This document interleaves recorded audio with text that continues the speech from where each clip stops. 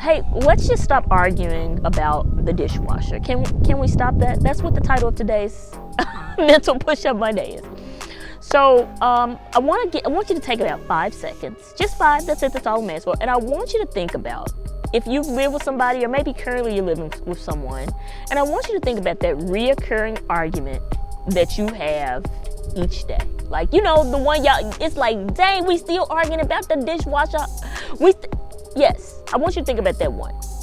Well, oftentimes, you know, the reoccurring argument, it comes down to, I'm not going to say this one thing because, you know, nothing's a one size fits all, but this piece is involved in it, and it's values. It's values. So it may be one person, just, dang it, I really love, you know, organization. I really value that structure. Where another person may say, like, yeah, I don't, you know, it really doesn't matter if it's like everything's structured. As long as I can find it, like, who cares? And so here we are arguing about this same thing, right? And so, well, how do I address this? You know, it's speaking to the other person's value. Like, for instance, in our house, like I said, it's cleaning.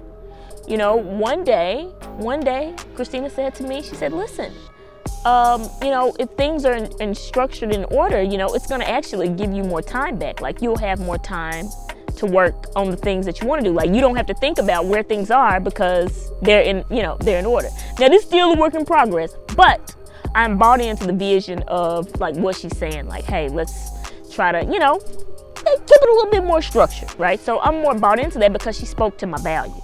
Right? And so it's the same thing in, you know, in your classroom, right? Like my first year, I screamed at the students and said, listen, I need y'all to care about these math problems like I do. They didn't care about my little math problems.